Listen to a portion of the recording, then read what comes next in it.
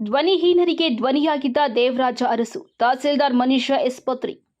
ಮಾಜಿ ಮುಖ್ಯಮಂತ್ರಿ ಡಿ. ದೇವರಾಜ ಅರಸು ಅವರು ಶೋಷಿತರು, ಹಿಂದುಳಿದ, ಬಡವರು ಹಾಗೂ ಅವಕಾಶ ವಂಚಿತರ ಧ್ವನಿಯಾಗಿ ಸಾಮಾಜಿಕ ಪರಿವರ್ತನೆಗೆ ಅವರು ನೀಡಿದ ಕೊಡುಗೆ ಅಪಾರ ಎಂದು ತಹಸೀಲ್ದಾರ್ ಮನೀಷ ಎಸ್ ಪತ್ರಿ ಅವರು ಹೇಳಿದ್ದಾರೆ.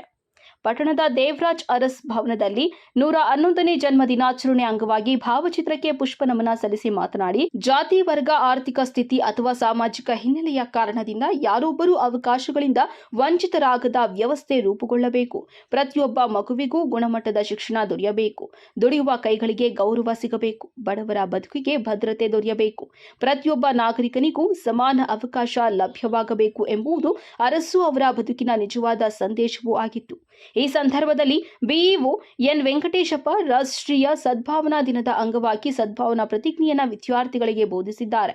ಈ ಸಂದರ್ಭದಲ್ಲಿ ಪುರಸಭೆ ಮುಖ್ಯಾಧಿಕಾರಿ ಎಂ ಶ್ರೀನಿವಾಸ್, ಪ್ರಗತಿಪರ ರೈತ ರಾಮಕೃಷ್ಣಪ್ಪ, ಸಾಕ್ಷರತೆ ಶಿವಪ್ಪ ಹಾಗೂ ಸಮಾಜ ಕಲ್ಯಾಣ ಇಲಾಖೆ ಅಧಿಕಾರಿಗಳು, ಸಿಬ್ಬಂದಿ ವರ್ಗದವರು ಹಾಜರಿದ್ದರು.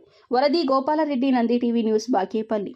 ಏನು ಒಂದು ಕಮ್ಯುನಿಟಿ ಇದೆ, ಅವರ ಒಂದು ಕಮ್ಯುನಿಟಿನಲ್ಲಿ ಅವ್ರಿಗೆ ಅಷ್ಟು ಪ್ರಾಮುಖ್ಯತೆ ಕೊಟ್ಟು ಇವತ್ತು ಅವರ ಒಂದು ಜನ್ಮ ದಿನವನ್ನು ಇಷ್ಟು ವಿಜೃಂಭಣೆಯಿಂದ ಆಚರಿಸ್ತಾ ಇದ್ದೀವಿ ಅಂತಂದ್ರೆ ಅವರ ಕೊಡುಗೆ ಜೊತೆಗೆ ಅವರ ವ್ಯಕ್ತಿತ್ವನೂ ಕೂಡ ಅಷ್ಟೇ ಒಂದು ಪ್ರಮುಖವಾಗಿರ್ತದೆ.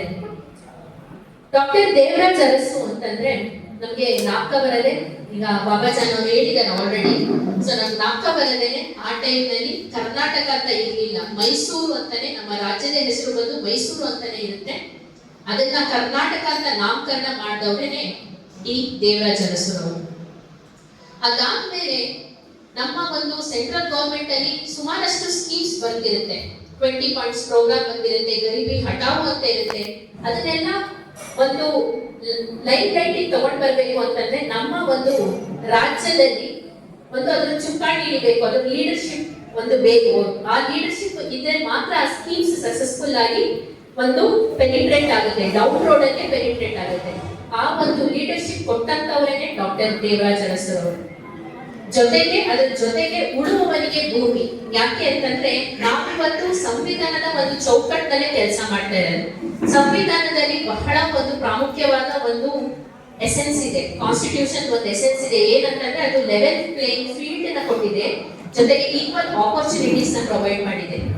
ಉಳುವವರಿಗೆ ಭೂಮಿ ಅಂತಂದ್ರೆ ಯಾರು ಉಳುಮೆ ಮಾಡ್ತಾ ಇದ್ರು, ಭೂ ಸುಧಾರಣೆ ಕಾಯ್ದೆ ಆ ಟೈಮ್ ನಲ್ಲಿ ಜಾರಿಗೆ ಬರುತ್ತೆ. ಯಾರು ಭೂಮಿನ ಉಳುಮೆ ಮಾಡ್ತಿದ್ನೋ ಆ ಪ್ರೆಸೆಂಟ್ ಪಾಯಿಂಟ್ ಆಫ್ ಟೈಮ್ ನಲ್ಲಿ ಅವನಿಗೆ ಪಾಣಿ ಮಾಡ್ಕೊಡೋದು, ಅವನೇ ಆ ಭೂಮಿಯ ಮಾಲೀಕತ್ವನ ಹೊಂದುತ್ತಾನೆ.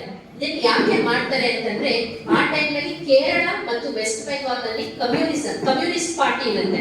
ಕಮ್ಯುನಿಸ್ಟ್ ಪಾರ್ಟಿನವರು ಈ ಒಂದು ಅವರ ಒಂದು ಸ್ಕೀಮ್ಸ್ ಕೂಡ ಇದೇ ಆಗಿರುತ್ತೆ.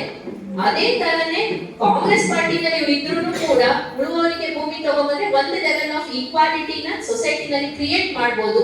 ಲ್ಯಾಂಡ್ ನ ಈಕ್ವಲ್ ಆಗಿ ಡಿಸ್ಟ್ರಿಬ್ಯೂಷನ್ ಆದಷ್ಟು ಈಕ್ವಲ್ ಆಗಿ ಡಿಸ್ಟ್ರಿಬ್ಯೂಷನ್ ಮಾಡಕ್ ಆಗಲ್ಲ, ಬಟ್ ಆದಷ್ಟು ಈಕ್ವಲ್ ಆಗಿ ಡಿಸ್ಟ್ರಿಬ್ಯೂಷನ್ ಮಾಡಬಹುದು.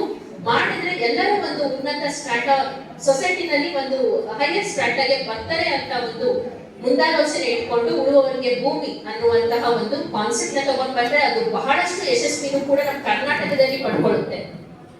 ಸುಧಾರಣೆಗಳನ್ನ ಅವರ ಅವಧಿಯಲ್ಲಿ ಆಗತಕ್ಕಂಥ ಯೋಜನೆಗಳನ್ನ ತಮ್ಮ ರಾಜ್ಯಕ್ಕೂ ಬೇಕು ಅಂತಕ್ಕಂಥ ಒಂದು ನಿಟ್ಟಿನಲ್ಲಿ ನಮ್ಮ ರಾಜ್ಯದ ಒಂದು ಸುಧಾರಣಾ ಯೋಜನೆಗಳನ್ನ ಬೇರೆ ದೇಶಕ್ಕೆ, ಬೇರೆ ರಾಜ್ಯಕ್ಕೆ ಕೂಡ ವ್ಯಾಪ್ತಿ ಮಾಡಿರ್ತಕ್ಕಂಥ ಸಂದರ್ಭದಲ್ಲಿ ಒಂದು ನಿಟ್ಟಿನಲ್ಲಿ ದೇವರಾಜ್ ಅರಸು ಅವರ ಕಾಲದಲ್ಲಿ ಅತ್ಯಂತ ಇಂಪಾರ್ಟೆಂಟ್ ಆಗಿ ಇರ್ತಕ್ಕಂಥದ್ದು LG ಅವನೂರು ಆಯೋಗ. ಬಹುಶಃ ಆ ಸಂದರ್ಭದಲ್ಲಿ ಅವನೂರು ಆಯೋಗ ಇಲ್ಲ ಅಂತಂದ್ರೆ ನಾವೆಲ್ಲರೂ ಕೂಡ ಈ ಒಂದು ವೇದಿಕೆ ಮುಂಭಾಗ ಮತ್ತು ಹಿಂಭಾಗದಲ್ಲಿ ಕೂತ್ಕೊಳ್ಳೋಕೆ ಸಾಧ್ಯ ಆಗ್ತದೇ ಇಲ್ಲ. ಅಂತ ಒಂದು ಮಹತ್ವಾಕಾಂಕ್ಷೆ ಒಂದು ಕಾರ್ಯಕ್ರಮಕ್ಕೆ ಕೈ ಹಾಕಿಬಿಟ್ಟು ಇಡೀ ದೇಶಕ್ಕೆ ಆ ಸುಧಾರಣೆ ತಂದಿರ್ತಕ್ಕಂಥದ್ದು LG ಅವನೂರು ಆಯೋಗ. ಅದು ಇಡೀ ದೇಶಕ್ಕೆ ಒಂದು ಮಾದರಿ ಪ್ರಾಯವಾಗಿರ್ತಕ್ಕಂಥ ಒಂದು ಯೋಜನೆ ಆಗಿರ್ತಕ್ಕಂಥದ್ದು. ಆ ಆಯೋಗದಿಂದ ಬಂದಿರತಕ್ಕಂಥ ಎಲ್ಲ ಅಂಶಗಳನ್ನು ಕೂಡ ಇವತ್ತು ಯಥಾವತ್ತಾಗಿ ಜಾರಿಯಾಗಿರ್ತಕ್ಕ ಸಂದರ್ಭದಲ್ಲಿ ಮಾತ್ರ ನಾವು ಇವತ್ತು ಏನು ಮೀಸಲಾತಿ ಅಂತ ಏನು ಕರಿತೀವಲ್ಲ, ಅದು ಮುಖ್ಯ ಮೆಟ್ಟಿಲು, ಮುಖ್ಯ ಪ್ರಾಯ ಆಗಿರ್ತಕ್ಕಂಥದ್ದು ನಮ್ಮ ದೇವರಾಜ್ ಅರಸು.